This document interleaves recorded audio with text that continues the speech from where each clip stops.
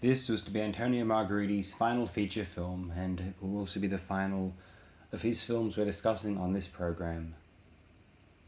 Let's read out what Eduardo had to say regarding 1997's Cyberflic, aka Virtual Weapon.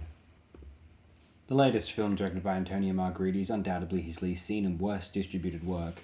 It never arrived in Italian cinemas, making only a couple of fleeting appearances on satellite channels, while video cassettes and DVDs can only be found on the German market. In this film, the contamination between genres is very explicit. It begins as an action police drama and then transforms into a fantasy comedy with a hyper-technological background.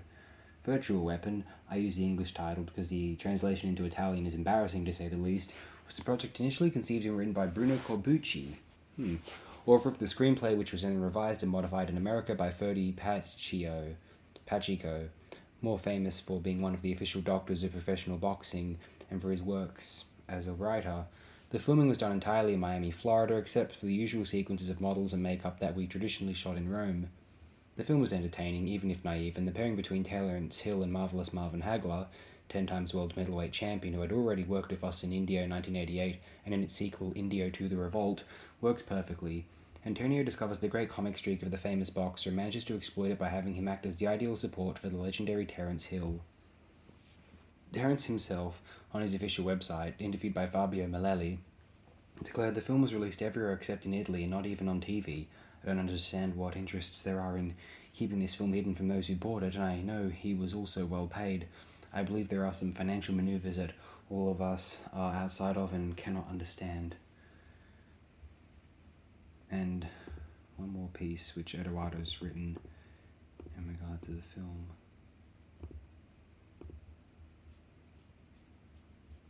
In reality, the disappearance of this film is not very mysterious, as I can say that it is one of the worst films made by my father, devoid of his verve and genius both in terms of the special effects and the direction itself, and shooting technique.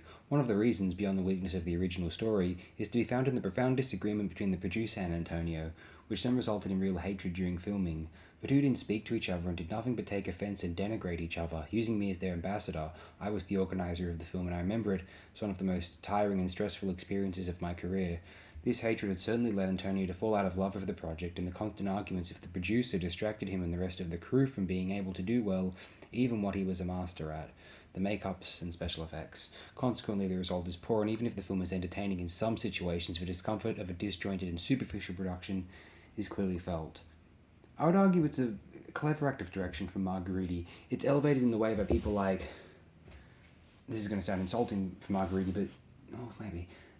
Antonio Margheriti and Ulay Lommel would elevate a film such as there's an action film he directed in the later 80s, not Miami Cops, that's Alfonso Brescia, Overkill I think it's called.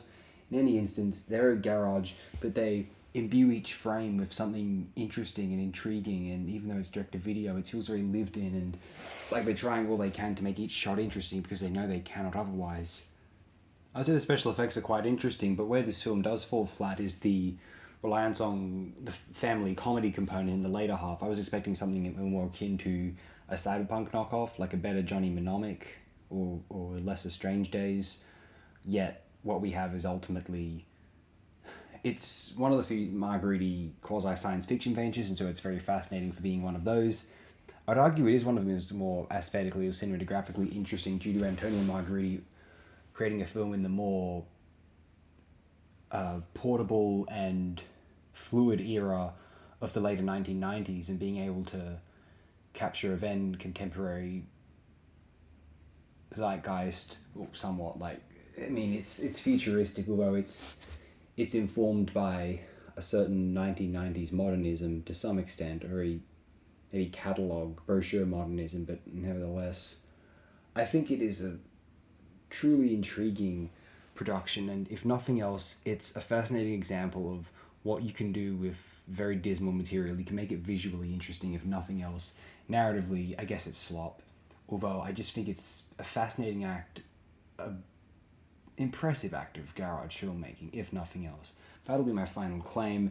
Goodbye, Antonio Margheriti. Thank you, Eduardo, for having uploaded those passages to the old AntonioMargheriti.com, which I've been relying on for this here quasi-retrospective, sporadic retrospective, and tomorrow will be, tomorrow we won't be moving on, because tomorrow is the National Day of Celebration / public holiday for my country of birth, where I'm still living, Australia. Sometimes the day is considered a bit controversial for reasons that might be understandable. Obviously, if you're in Australia, you understand why. But for those of you who are not in Australia or in New Zealand, because in New Zealand you probably understand it as well, think about it in terms of if you're American or if you're outside of America, you probably know enough about American culture anyway. That's their cultural imperialism at work. But they hesitate to celebrate Columbus Day because it signifies what would then be the decimation of a native population of the Americas. Whether by disease or by intentional massacres, it doesn't really matter. The fault of these deaths was ultimately on the arrival of European settlers. And similarly, Australia Day marks what could be considered the beginning of one of the most tragic events in our species' history, the decimation of the population of the Indigenous Australians.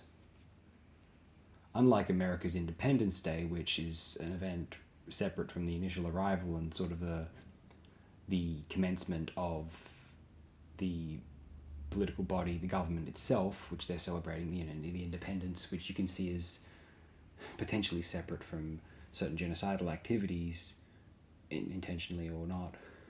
Well, in terms of the slave trade, that was a lot more than just a disease run rampant, of course.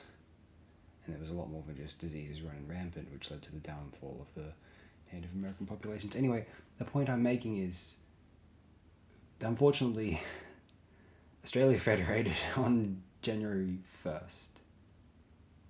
So you can't exactly have the national celebration holiday for the nation on the same day as the first of the year. So what do you do with Australia Day?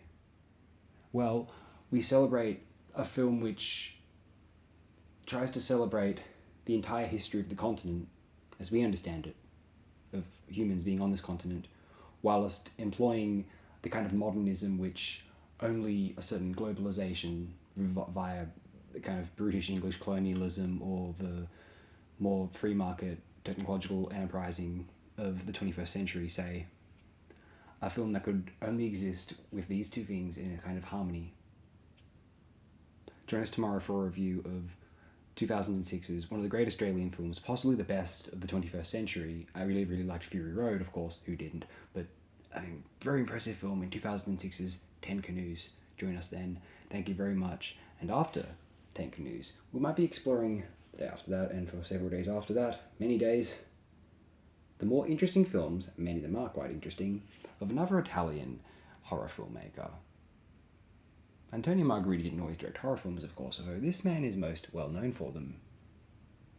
Who could we be discussing? You're probably groaning. Oh no, the Deodato was painful, the Lenzi was even more painful, this was the least painful of the three, but still not preferable. Who was it this time? Not Joe D'Amato, not Sergio Corbucci, not Martino. Oh, wait a minute, maybe you're discussing Bava. Maybe you're discussing Argento. Well, that could be interesting. Or could we be discussing one of the more, lesser known of these interesting figures like Michele Soavi or Massimo Dellamano? Well, Lucio Fulci. If we'll discuss the Gates of Hell trilogy, what else has he in his oeuvre? Let us find out after 10 Canoes tomorrow. Thanks everyone, appreciate it very, very, very immensely.